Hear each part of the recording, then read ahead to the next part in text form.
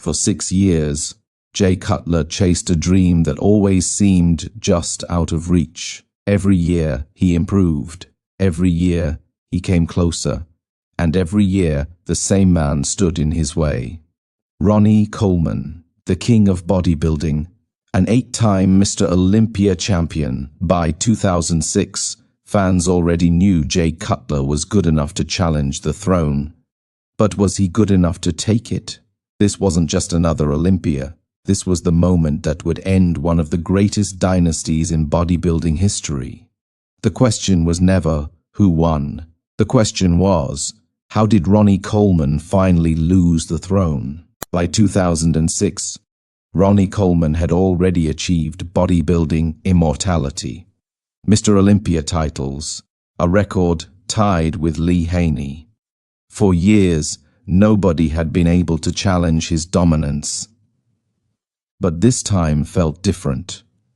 Jay Cutler had spent years chasing the champion, and with every Olympia, he came closer, bigger, sharper, more complete. Many fans believed this was Jay's best chance to finally defeat Ronnie Coleman. At the same time, rising stars like Victor Martinez and the ever-consistent Dexter Jackson were proving that the competition had never been stronger. For the first time in years, the bodybuilding world began asking a question that once seemed impossible.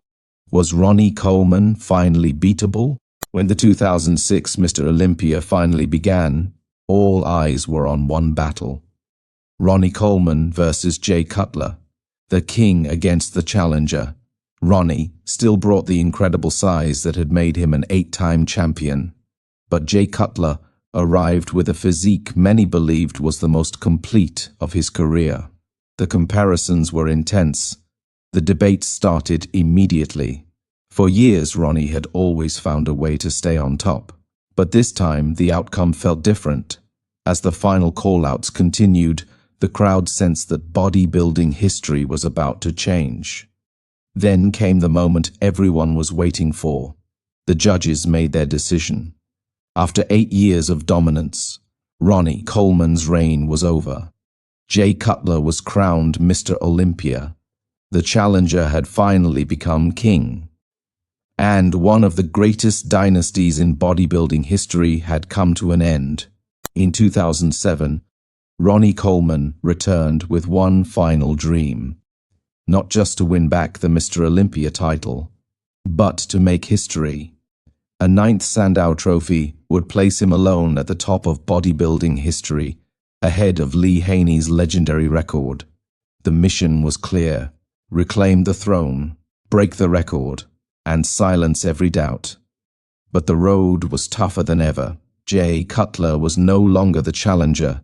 He was now the champion. And he looked determined to prove that 2006 was no accident. Meanwhile, a new threat was rising fast.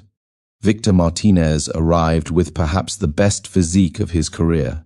Many fans believed he had a real chance to win the Olympia. Dexter Jackson continued his relentless climb toward the top. And Dennis Wolf brought a combination of size and shape that made him one of the most exciting athletes on the stage. The competition had evolved, and for the first time in years, Ronnie Coleman was no longer the favorite. As the final comparisons unfolded, the crowd watched history in motion. The former king fought with everything he had left, but this time the outcome would be different. When the results were announced, Jay Cutler successfully defended his title. Victor Martinez finished a controversial second. Dexter Jackson claimed third, and Ronnie Coleman finished fourth. The dream of a 9th Sandow was over, but his legacy was already secure. Mr. Olympia titles, a dynasty that defined an era.